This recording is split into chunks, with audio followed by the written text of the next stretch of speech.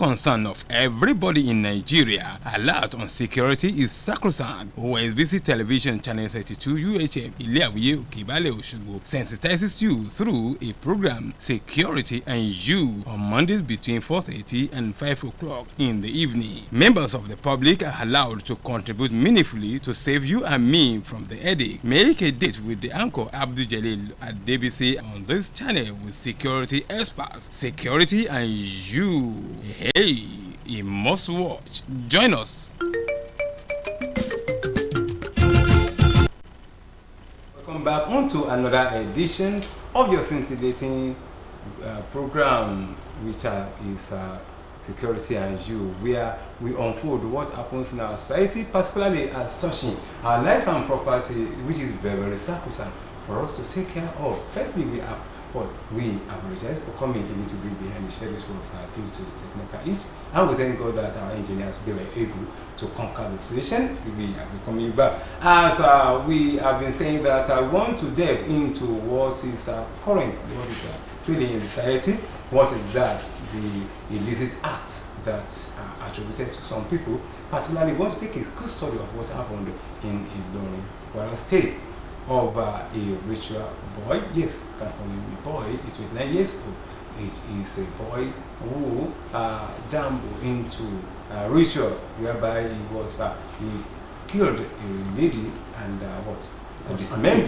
he dismembered the parts of the person and started selling it. At the end of the day, he was caught. Then he was traceable to a particular religion, which is Islam. That is why we are bringing the scholars of the religion, not only scholars, but they are trainers of Muslim clerics in society, coming from two different bigger institutions. Is Ustaz Alhaji Bashir Olasukami, who happens to be the Mudir Markas Al-Amana. Assalamu alaikum wa rahmatullahi wa barakatuh. Alaikum assalam wa rahmatullahi wa barakatuh. And I have the counterparts, Alhaji Abdul Razak Abdul Hamid Oliya Sadiq Adeleke Osogbo. How are you, sir? Assalamu alaikum. Yes, let me start from Ustaz Bashir. When you heard about the person, the so-called human killer, that is the ritualist that killed in Ilorin, the center point of Islam in the southwest, how did you feel? Alhamdulillah wa salatu wa sallam. We thank Allah subhanahu wa ta'ala, the creator of the universe. The citation continue, shower Prophet Muhammad sallallahu alaihi wasallam. Hearing the news of the accused person that was accused that he killed a lady and at the same time he butchered it into different parts. The accusation, as it's come along, we find this as a surprising thing, not because of the acts he committed, but because of what he attached himself to in terms of knowledge of Islam. Not because the mischief act is very common nowadays. It's very rampant nowadays. Killing people involved in rituals is very common. But the very surprising thing is that the knowledge is claiming that he possesses. Today, that some people are calling him Afar. And when they say Afar in the field of Islam in our environment, we are talking of a knowledgeable fellow about Islam.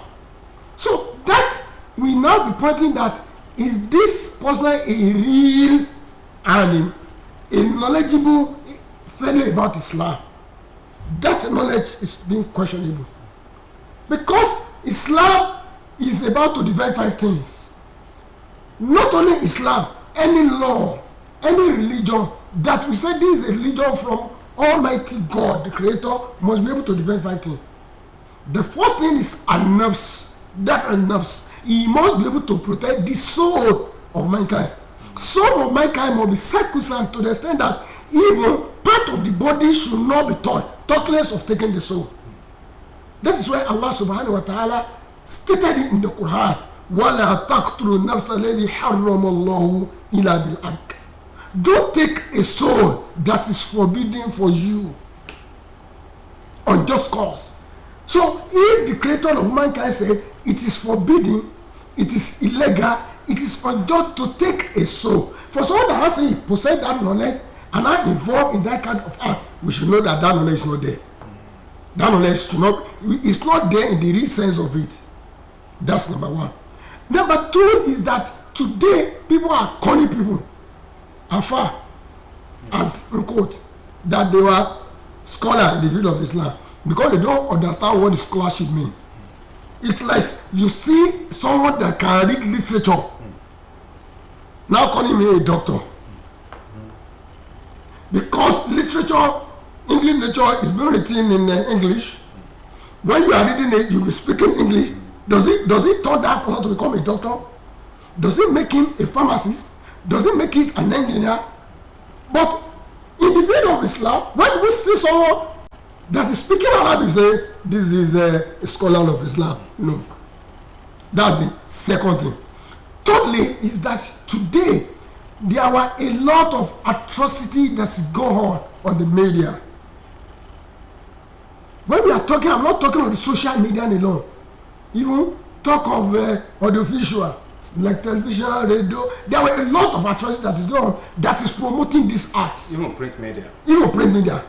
Look at the situation whereby you see some theater where they be training people how to kill. They be training people how to kill indirectly. And most of our media are promoting it. Under the disguise that they want to collect money. Because we don't have much time again. Yes, so when you look at social media these days, you see that there are some people still promoting all these things. They're saying that the job of the Afa is to do many of these things that Afa doesn't need to have another job. You are a lecturer, you are Afa. Then what do you tell the people you see? Praise be to Allah, the Lord of the world. May his peace and benediction be upon his prophets, his household, and his companions, and the entire followers. I want to base my discussion on what our Sheikh has just said. The religion is meant to protect 5 or 6. There are objectives of Islamic law, Sharia. Objectives of Islamic law. Protection of life, protection of wealth, protection of dignity, protection of the family. But what we want to discuss about as far as this occasion is concerned is protection of life. As you are a scholar, whatever you call yourself, you're a scholar, you're a teacher, you're a bala. That scholarship, that teaching, it's a profession on its own. You can engage yourself in teaching, you can engage yourself in scholarship that will earn you some amount to earn your means of livelihood. Or research. You can engage in research or whatever. You can still have other businesses, apprenticeship and the likes. Even it is encouraged. The Prophet ﷺ says, فَإِنَّ النَّبِيَ اللَّهِ دَاوُدَ كَانَ يَأْكُلُ مِنْ عَمَلِ يَدِيهِ. Prophet David, he used to live based on his handiwork. It means as a scholar, as a teacher, as a Muslim, you must have means of livelihood. But that means of livelihood must be lawful. That is what is important. Whatever be the nature of your profession, it must be lawful. Being a scholar doesn't mean that you can't have another profession. Being a teacher doesn't mean that... That's what I'm because we have... Okay, Madam Bashir. Yes, the boy has been caught. Evidence in numbers against him. Yet, the judgment is yet to be given. Therefore, some people are thinking that in Nigeria, even they say that in the Southwest, no governor is ready to sign death warrants.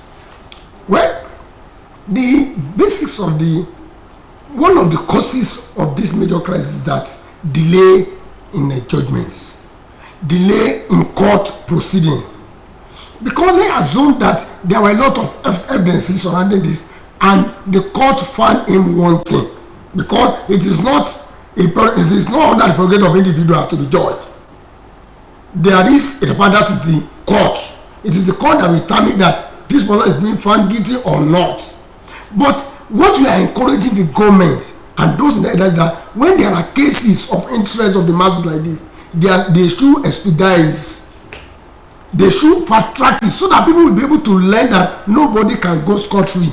Because if this case is taking 5, 6, 7 years, people will lose interest. Even if at the end of the day, if there is right judgment, people will not know again. I get what I'm saying now. So what we are seeing that when there are cases of massive interest that involve life, that involve property, there should be expedition, or they should fast track it so that people will learn from it. Others that want to involve in it will be able to know that no, you cannot go scot-free if you are found wanting. This area is the area where the government need to come in, and our judiciary, they need to work seriously on it. And those that are involved in this kind of thing, they should work on it. It is not the rule of Islam that we are using here. It is not. So the rule we are using, the judgment we are using, the constitution we are using, we should use it appropriately. This is what I want to say here. I want to appreciate you for coming. If at all we don't have enough time, but the word is enough for the wise. We appreciate you. Ustaz Bashir Olasokami Mudir, Markaz Amanamana, thank you very much. We appreciate you. Madam Abdulsak Abigani, Hamid Kuliya, Sadiq Adeleke, we thank you. We appreciate you. God give you more strength to answer whenever we call you. This is the convenient point. We are going to be during the course of the program. I'm very sorry that you will not have enough time, but a word is enough for the wise, as I said. I'm yours, Adeleke Abijali. Masalam Alalko. Security in Bloglio is the main concern of everybody in Nigeria. Alert on security is sacrosanct. OSBC Television Channel 32